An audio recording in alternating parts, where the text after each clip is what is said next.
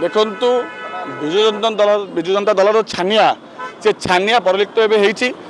आमर 2 दिन तले आमर राज्य सभापति अभिलाष भाई और टीम राज्य साधारण संपादक युव मोर्चार सुजित सिंह भाई प्रशांत पाइकरा भाई सुबोध विश्वाल भाई सब जाते 15-20 जन जाते आम कैंपिंग करने को चांदबाली एक स्थान को सेठी एक कैंपिंग समय गोची लोक सहित तर्क वितर्क है तर्क वितर्क समय से जगह से ही दिन मुख्यमंत्री सहित उत्तराधिकारी बीके पांड्यान सार थे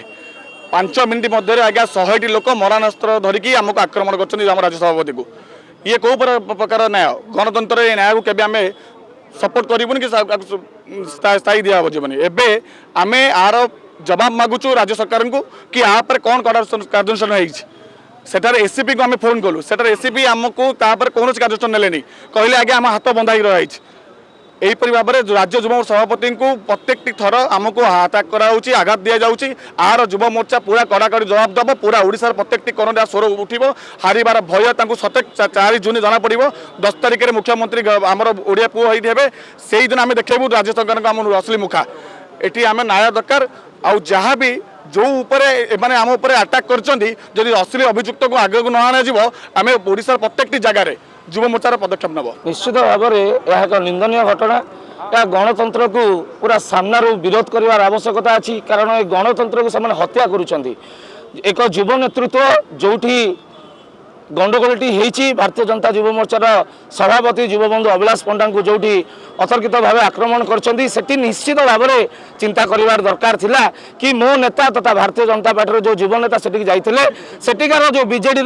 गुंडा बाहिनी तथा जो जड़े प्रत्यक्षदर्शी थिले कि 100 जन जो घेरिकी अतर्कित भाव आक्रमण करते मन में निश्चित भाव में किसी डर पशला कारण एम आसुच्च मैंने निश्चित भाव में भोटर परिवर्तन करेंगे और मोदीजी जो हावा अच्छी मोदीजी जो भल पाइबा अच्छी निश्चित भाव में एठिकार लोक मैंने बीजेपी को भोट देवे सक्षम हे तो यही जिनस को जो मुंड को नहीं से आम युव बंधु मानक मारणास्त्र धरिकी मानक हाणिबा आरंभ करते गोटे युव बंधुकर 12टी स्टिच होती गोटे मुंडर जनकर 16टी स्टिच होती जनक कानूर रक्त बाहर एमती गोटे क्षेत्र में आप चिंता करें जो गुरुवार दिन राति 12टा बेले आम भद्रक कटक बड़ मेडिकल को स्थानांतरित करागला से बीजेडी सरकार चाटुकारिता मैंने एत भयानक अच्छा एत भयंकर अच्छा से आम राज्य युव मोर्चार सभापति किभली चिकित्सार अवहेला कर चिकित्सा को कमी सामान्य भाव चिकित्सा कर छड़ा दिया बोली एसीबी कर्तृपक्ष को जना जाता आप चिंता करें 14 घंटा में एसीबी एडमिशन होगा सत्वे सीटी स्कान टार व्यवस्था करागलानी जहाँफल कि काली आम बाध्यबाधकता होगी कटक एसीबी स्थानांतरित कर भुवनेश्वर एक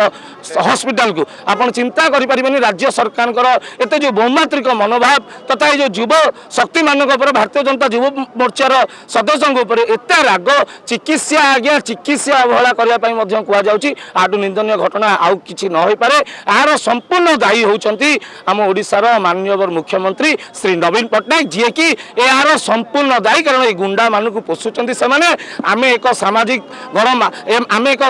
जनसाधारण तथा एक साधारण युव समाज आम जितेबाला प्रोटेस्ट करने जाऊँ गणतंत्र समस्त अधिकार अच्छी स्वर उठापी आम जितेबाला आमर कर्तव्य करने जाऊँ से तुम आमको बाधा देवाई किए सी निश्चित भाव में आज युव मोर्चार युव बंधु सभापति भुवनेश्वर स्वयंसेवक दल माध्यम एक प्रोटेस्ट ये आगामी दिन में जदि मुख्यमंत्री से जो माने 100 जन जो से अतर्कित भाव आक्रमण कर भद्रक जिले में जदि अरेस्ट न करा जाए एवं उपयुक्त दंड विधान व्यवस्था न करा जाए तेबे यही जो संख्या आप आज देखुं सारा ओडिशा रे आज्ञा प्रोटेस्ट कर इलेक्शन सरी जाइए किंतु प्रोटेस्ट बंद हेनी भारतीय जनता पार्टी युव मोर्चार राज्य सभापति श्री अभिलाष पंडा प्रति होता आक्रमण को घोर निंदा करा